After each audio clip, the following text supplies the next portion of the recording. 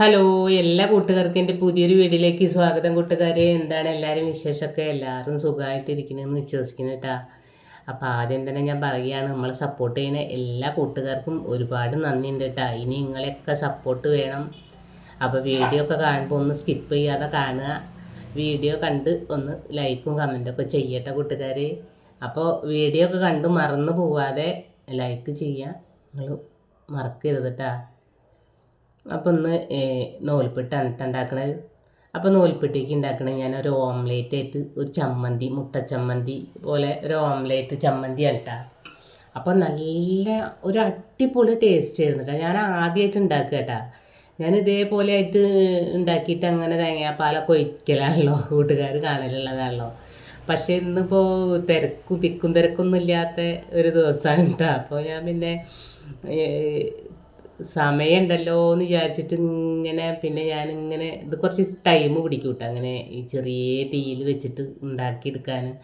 അപ്പം ഇന്ന് അതുപോലെ ഒരു ഓംപ്ലേറ്റ് ആയിട്ട് ഒരു ചമ്മന്തി ഉണ്ടാക്കാമെന്ന് വിചാരിച്ച്. അപ്പോൾ ഒരു രക്ഷയുണ്ടായില്ല കേട്ടാ.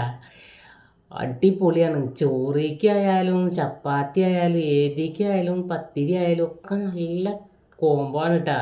ഈ ഒരു ഇതിൽ ചെയ്ത് നോക്കിയിട്ട് അപ്പോൾ ഒരു നൂൽപുട്ട് ഒരു ട്രിപ്പ് ഞാൻ ഒക്കെ ഒന്ന് പീച്ചിട്ട് ഒന്ന് വെച്ചെടുത്തിട്ടുണ്ട് കേട്ടോ. അപ്പോൾ അതവിടെ കിടന്ന് വേവട്ടെ. അപ്പോഴേക്കിന് കുറച്ച് സവോള, അതായത് ഒരു വലിയ സവോള, അന്ന് നെസ്റ്റോന്ന് വാങ്ങിയതാട്ടാ. തിരവായിരുന്നു, ചെറുതൊന്നും കിട്ടിയില്ല, വലിയ സവോള. അപ്പോൾ അതിൻ്റെ പകുതി ഞാൻ എടുത്തിട്ടുള്ളൂ കേട്ടോ. അപ്പോൾ അതൊന്ന് ചോപ്പറിൽ ഞാൻ ചെറുതാക്കി അരിഞ്ഞെടുക്കുക കേട്ടോ. അപ്പോൾ ദോശക്കല്ല്, ഇരുമ്പിൻ്റെ ദോശക്കല്ലിൽ ഞാൻ 3 മുട്ട പൊട്ടിച്ചൊഴിച്ചിട്ടുണ്ട് കേട്ടോ. അപ്പോൾ ഇത് നമുക്ക് കുറച്ച് കട്ടിയിലും ഒരു ഷേപ്പിലും വേണം അപ്പോൾ ഇത് മുറിച്ചെടുക്കാൻ. അതുകൊണ്ടാണ് കേട്ടോ. പാനിലൊന്നും ഒഴിക്കുമ്പോൾ നമുക്ക് ഇതേ ഒരു ഷേപ്പിലും കനത്തിലും കിട്ടില്ലല്ലോ, അതുകൊണ്ടാണ് കേട്ടോ. അപ്പോൾ അതൊന്ന് കുറച്ച് കുരുമുളക് പൊടിയും കുറച്ച് സവോളയുടെ പൊടിയൊക്കെ ഇട്ടിട്ട് ഒന്ന് മാറ്റി വയ്ക്കുകയാണ് കേട്ടോ.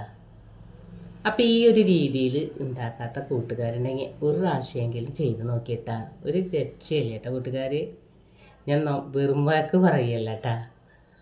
അപ്പം അങ്ങനെ ഞങ്ങൾ 3 ആൾക്ക് 3 കഷ്ണം ആക്കിയിട്ട് മാറ്റി വെച്ചതാണ് കേട്ടാ.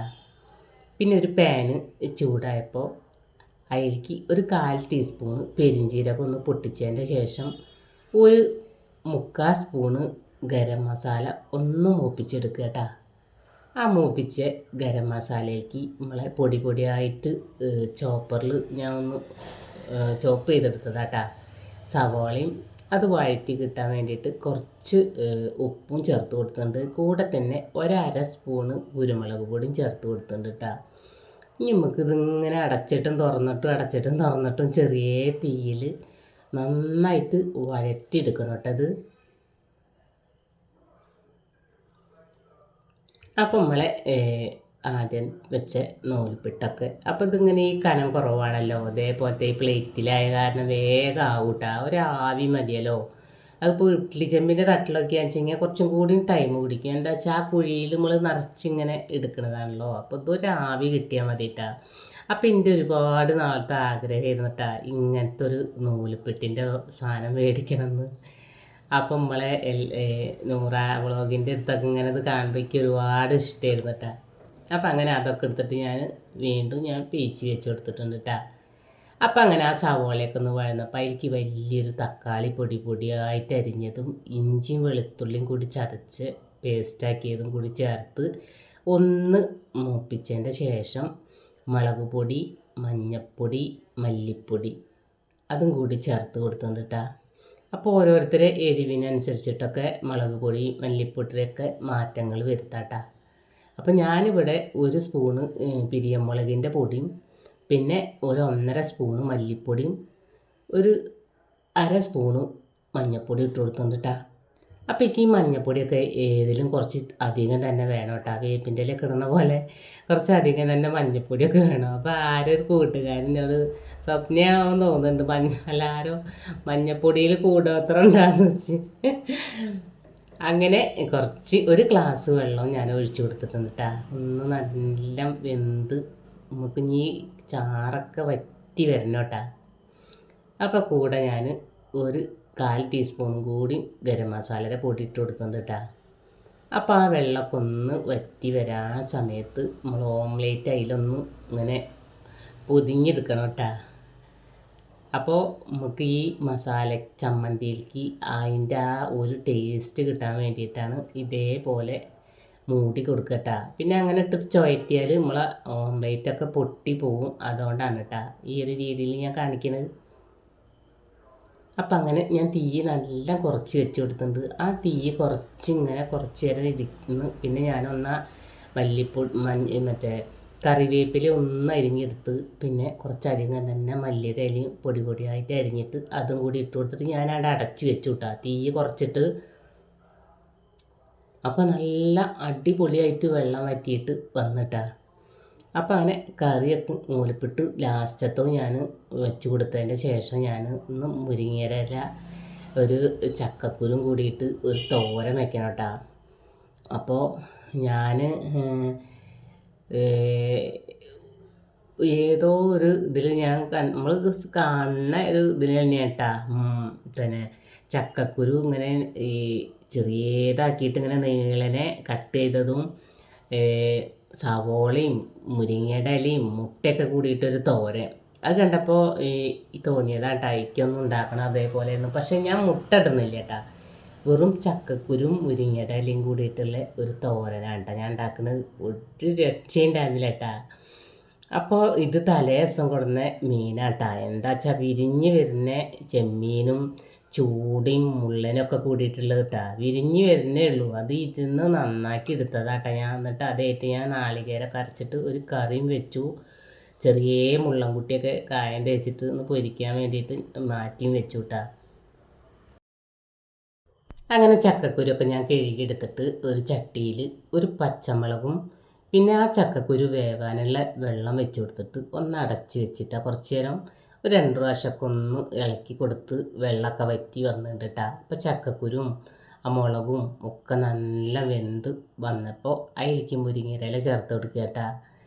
ഒരു രക്ഷയില്ല കേട്ടോ മക്കളെ, നമുക്ക് മുരിങ്ങയില ഇല്ലായേ ഉള്ളൂ കേട്ടാ. കിട്ടിയാൽ ഇതേപോലത്തെ ഒക്കെ പരിപാടികളൊക്കെ ചെയ്യാട്ടാ. അപ്പോൾ ഈ ഒരു രീതിയിലൊക്കെ ചെയ്യാത്തവരൊക്കെ ഉണ്ടെങ്കിൽ ഒന്ന് ചെയ്ത് നോക്കിയേട്ടാ. അങ്ങനെ അതിൻ്റെ മേലേക്ക് കഴുകി വെച്ച മുരിങ്ങയിലയും ചേർത്ത് കൊടുത്തിട്ടുണ്ട്. ഒരു അരമുക്കാൽ മുറി നാളികേരം ചിരകിയത് ഇട്ട് കൊടുത്തിട്ട് ഒരു 1/4 ടീസ്പൂൺ മഞ്ഞൾപ്പൊടിയും കൂടി ചേർത്ത് കൊടുത്തിട്ട് ഒന്നണ്ട് അടച്ച് വെച്ചിട്ടാ. ഒരൊറ്റ ആവി മതിയല്ലോ മുരിങ്ങയില വേവാൻ. അങ്ങനെ ഒന്ന് തുറന്നതിൻ്റെ ശേഷം ഒന്ന് ചേർത്തിളക്കി യോജിപ്പിച്ചെടുക്കുകയാണ് കേട്ടോ. അപ്പോൾ ഒരൊറ്റ ആവിയിൽ തന്നെ നമ്മളെ മുരിങ്ങയില റെഡി ആയിട്ടാണ്. ഇനി അടച്ച് കൊടുക്കുമ്പോൾ ഇതിലേക്ക് ആവി വെള്ളം ഇറങ്ങിയിട്ട് അത് ആ ടേസ്റ്റ് കണ്ട് പോകും കേട്ടോ. അപ്പോൾ ഒന്ന് ചേർത്ത് കുടഞ്ഞ് എടുക്കുകയാണ് കേട്ടോ. അപ്പോൾ പിന്നെ ഒരു ലേശം നാളികേരം അവിടെ ബാക്കിയായപ്പോൾ പിന്നെ ഞാനൊക്കെ എടുത്തിട്ട് ഫ്രിഡ്ജിലേക്ക് വെക്കണ്ടേ. അപ്പോൾ എടുക്കട്ടെ അതിൽ വെച്ചിട്ട് ഞാൻ ആ ബാക്കി അതിലാണ്ട് കൊട്ടി കൊടുത്തിട്ടാണ്. അപ്പം നാളികേരം കൂടി വെച്ചിട്ട് ഇതിനൊരു ടേസ്റ്റ് കുറവൊന്നും വന്നില്ല കേട്ടാ, രുചി കൂടുകയാണ് ചെയ്തത്. അപ്പോൾ ഒരു രക്ഷയുണ്ടായിരുന്നില്ല കേട്ടാ. നല്ല മട്ടരിയുടെ കഞ്ഞി കൂട്ടിയിട്ട് ഇങ്ങനെ ഈ തോരൻ കഴിക്കാനാ തോന്നിയേട്ടാ. പക്ഷേ മട്ടരി ഉണ്ടായിരുന്നില്ല കേട്ടാ, ഞാൻ ചോറിൻ്റെ കൂടിയിട്ടാണ് കഴിച്ചത്. എനിക്ക് ഇങ്ങനത്തെ തോരനൊക്കെ കാണുമ്പോൾ എനിക്ക് കഞ്ഞി കുടിക്കാനാണ് ഓർമ്മ കേട്ടാ. എൻ്റെ ചെറുപ്പത്തിലൊക്കെ ഞങ്ങളിങ്ങനെ ചക്ക എലിശ്ശേരി വെച്ചാലൊക്കെ അമ്മ എല്ലാവർക്കും കഞ്ഞിയൊക്കെ പറഞ്ഞു തരും കേട്ടോ, ഒരു 11 മണിയൊക്കെ ആകുമ്പോൾ. അപ്പോൾ ആ ഒരു ഓർമ്മ വരും കേട്ടോ നമുക്ക്. അങ്ങനെ ഉപ്പേരിയൊക്കെ റെഡി ആയിട്ടാ. ഉപ്പേരിയാ തോരനാ ഒക്കെ പറയാല്ലേ. അപ്പോൾ അതൊക്കെ ഒന്ന് തട്ടിപ്പൊത്തിയിട്ട് അവിടെ വെച്ച് കൊടുക്കുകയാണ് കേട്ടോ. ഇനി ബാക്കി വെള്ളം എന്തെങ്കിലുമൊക്കെ ഉണ്ടെങ്കിൽ അതിലുണ്ട് ഡ്രൈ ആയി വരട്ടെ. അപ്പം നമ്മളെ ഉപ്പേരി ഉണ്ട് റെഡി ആയിട്ടോ. അപ്പം 2 നൂൽപ്പിട്ടൊക്കെ എടുത്ത് ഞാനും ചായ കുടിച്ചിട്ടാ നല്ല സന്തോഷമായി. പെണ്ണാണോ? അവിടെ ഉണ്ണി എന്തേ? ഉണ്ണി എവിടെ? മണിയേ മണി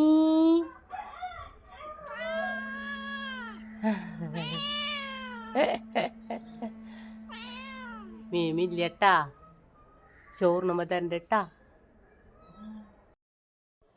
അപ്പോൾ ഉണ്ണി എന്ത് ചെയ്യുന്ന ചോദിച്ചപ്പോൾ മേലേക്ക് നോക്കുക കേട്ടോ. അവിടെ ഉണ്ട് ഓളെ 2 കുട്ടികൾ വാഷിംഗ് മെഷീൻ്റെ മേലെയും അതിൻ്റെ അവിടെയൊക്കെ കേട്ടോ എടുക്കവർ. അപ്പോൾ അപ്പൂന് ചോറായിട്ട് ഞാൻ വന്നതാണ് കേട്ടോ.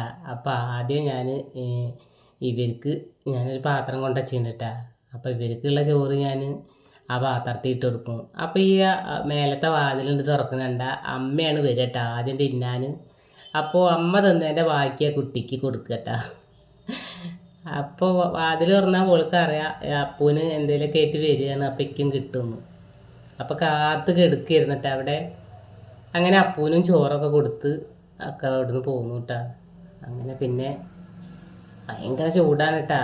ഭയങ്കര ചൂട് എന്ന് പറഞ്ഞാൽ ഒരു രക്ഷയില്ല. അങ്ങനെ വേഗം തിരുമ്പലൊക്കെ കഴിഞ്ഞിട്ട് കുറച്ച് നേരം ഫാനൊക്കെ ഇട്ടിട്ട് ഇരിക്കാൻ വേണ്ടിയിട്ടാട്ടാ വേഗം തുണികളൊക്കെ അലക്കി വിരിക്കുകയാണ്.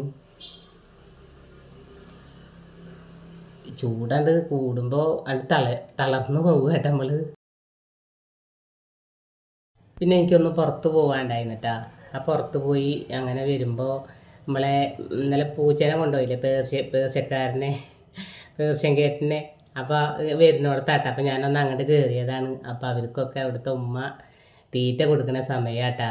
അപ്പോൾ കുഞ്ഞാപ്പ് വേണത് ഓൻ്റെ വൈഫ് വന്നിട്ടത് 3 മക്കളും ഉണ്ട് കേട്ടാ. അപ്പോൾ മീനാണ് കേട്ടോ, പച്ച മത്തിയാണ് കേട്ടോ അവർക്ക് കൊടുക്കുന്നത്. ഭയങ്കര ഇഷ്ടമാത്ര കേട്ടോ പച്ച മത്തി. അപ്പോൾ ഞാൻ പറഞ്ഞു അതിനൊന്നും എടുത്തിട്ട് പൊന്തിച്ചിട്ട് മുഖം ഒന്നുകൊണ്ട് കാട്ടിയാണീന്ന് പറഞ്ഞു. അപ്പോൾ അതിൻ്റെ വായയിൽ മീൻ ഉണ്ടായിരുന്നിട്ട് അത് അവിടെ വീണ്. അപ്പോൾ അതിനെ എടുത്തിട്ട് പിന്നെ അത് അങ്ങോട്ട് വെച്ചെടുക്കുക. അപ്പം ഞാൻ ചോദിച്ചു ഈ ഒരു കുട്ടിയുള്ളൂ എന്ന് ചോദിച്ചു. അല്ല ഇവിടെ 2 കൂടി ഉണ്ട് എന്ന്. അപ്പോൾ വേറൊരു സ്ഥലത്ത് ഇരുന്നിട്ട് ഇവർ മത്തി കഴിക്കുന്നുണ്ട്. അപ്പം നമ്മൾ ഇന്നത്തെ വീഡിയോയും വിശേഷങ്ങളും ഇത്ര തന്നെയുള്ളൂ. ഓക്കേ.